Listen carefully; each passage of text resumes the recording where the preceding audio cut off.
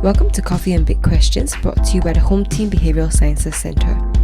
This is a lighthearted podcast series that breaks down big questions that are on our minds as we venture into the evolving world. Join us as we explore and gain insights from professionals on emerging topics. Welcome to an episode of Coffee and Big Questions. Today we'll be talking about this topic of well-being. I think in 2021 we have seen this concept of well-being propelled to the forefront. We see it being used a lot, and I think a lot of skeptics might think that it is some sort of a distraction, things that we can use to distract ourselves in a form of indulgence rather than something that can actually be effective. So that's kind of what we're examining today. And with us we have a special guest. So this is Dr. Majeed. You want to introduce yourself? Hi, so I'm Majeed. I'm the Chief Psychologist of the Ministry of Home Affairs. Been working as a psychologist for 30 years. I don't know where all the years have gone. And so I do a lot of things, and one of the big things I do is actually in the area of like well-being. So looking forward to having a conversation on this topic. Yeah. Thanks, Dr. Majeed. I think that actually very nicely leads into our first question. So, given that you've been doing a lot of research into this area, was there a particular event or reason that has sparked your interest into this topic? I guess it's the all the different kinds of incidents that we have encountered, and in our therapy work and our counselling work, we do come across people who have faced different kinds of problems, right? Life problems, and along the way I've started to ask this question. What does it take to manage yourself? How do you care for yourself? How do you get by when life becomes very complicated? And now it's even more complicated with the pandemic, right? So there will be a crisis in the future as well, even after this is over, right? So how do we cope, and how do we self-care? So I think it's an important question for today's times. Thanks for sharing that very brief intro. I think for our listeners who may not be too familiar with this term of self-care, could you maybe summarize that for us in one sentence? I don't think I have one sentence for it. It could mean many things. So it's basically the idea of self-care is really how do you care for yourself, so that you can take better care of your own well-being. And in my view, actually, if you can take care of yourself and then take care of your family, you can take care of your team, and you can take care of your customers. So in a very broad way is this whole idea of looking after yourself, your well-being, your mental health, giving yourself the permission to be kind to yourself. Thanks for sharing that. I think that idea of being kind to yourself is something that many of us may struggle with. I think personally some of us may have felt sometimes it's hard to want to take leave, time to take off, because one of my colleagues, they have to pick up the slack of my work. Yeah. And I think sometimes taking care of ourselves also is quite elusive. Does that mean I buy my favourite drinks to make myself feel better? I eat more of my favourite food, but that just feels like indulgence. Yeah. So I think the question that comes out from that is, when does it go from hype, hubris, to something that's more helpful for ourselves? Yeah, that's a very good point. Actually, I think everything is all moderation, right? So we don't overdo things. So don't do things to the extreme. Taking care of yourself as and when you need to, or when you feel you need to, is important, because we all need that break, right? In psychological literature, we call it psychological recovery. We need that recovery period to sort of calm the nerves, to achieve some equilibrium. So you're absolutely right. I mean, you can get very carried away, you can become very self-indulgent. And you can use it as an excuse all the time, right? But the assumption here is that we are responsible and trustworthy individuals who know how to respect not just ourselves, but the time of responsibilities our colleagues will have to bear when we are away. So responsible use of it is quite important. So you're right. Everything in moderation.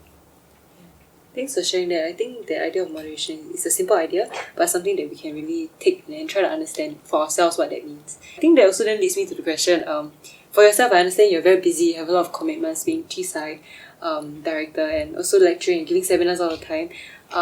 I think that begs the question, how do you yourself take things in moderation and then practice self-care for yourself? Yeah. Well, I try to abuse my colleagues, pushing down work. Just kidding.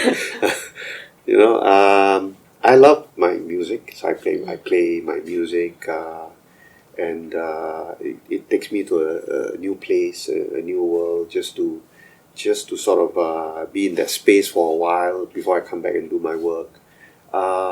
And I also enjoy humor, so I like to watch funny shows, watch funny videos on TikTok, or just have a good laugh lah. Sometimes it's very cathartic to just have a good laugh and not take yourself too seriously as well. I try to live every day, one day at a time, because really, if there's anything I've learned over 30 years working in a ministry that deals with crisis, is we can't predict the next crisis. So that being the case, why not live every day fully, be present, be mindful, really appreciate the things that are going well, because you never know, right? I mean, when difficult things might come your way. So that's my way of dealing with it. And of course, I have wonderful colleagues like yourself to help me cope with the strain of just work. I think that offers us quite an interesting starting point into discovering, what works for us and whatnot. And I think a follow-up question to that might be, as we are individually trying to find out what kind of works for us, do you have any insight on to what are the top things that people get wrong about self-care? Like when we are trying to develop a self-care plan, what are some things that we may get wrong?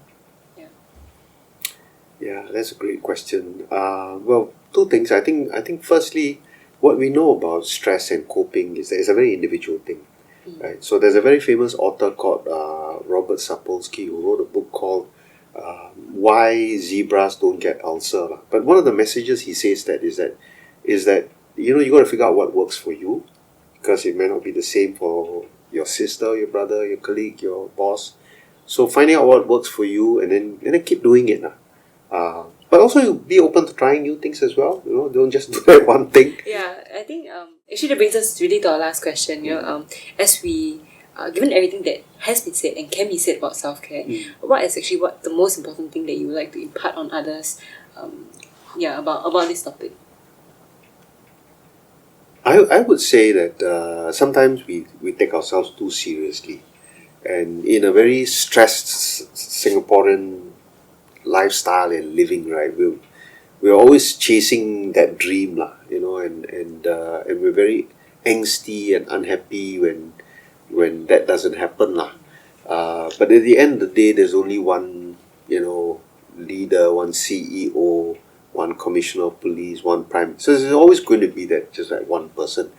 So maybe diversify your life so that you have different colors to your life, so that you can be good at different things, and not always try and be the number one person in that one area and get so upset with yourself. And so taking things don't take yourself too seriously that you sort of hate yourself. I think that's important as well. Brings me back to the point I was trying to make, that actually I don't know if you heard about this thing called the Serenity Prayer, which actually not really like a prayer, but it's a very nice like a poem that says that let me know when I should keep fighting, and let me know when I should learn to accept and go with the flow of things, and give me the wisdom to figure out when to do which. So sometimes you got to keep going at it, and sometimes you got to think, okay, enough is enough. Let me try something else, and accept and go with the ebbs and flows of life. I think that balance is important. It keeps us sane. So that would be my advice. I hope you have the wisdom to know when to keep fighting and when to try something else and accept life as it comes. Okay, yeah. Thanks for that. I think that idea of balance really does sum up this idea of self-care. I mean, it goes well together and something that we can take away with us. So thank you very much for your sharing, and thank you everyone for tuning in. Hope you have found what we have conversed about interesting and insightful as well. So stay tuned to our next one. Thank you. Thank you. We hope that you have enjoyed this episode of Coffee and Big Questions. Stay tuned for the next one. Take care.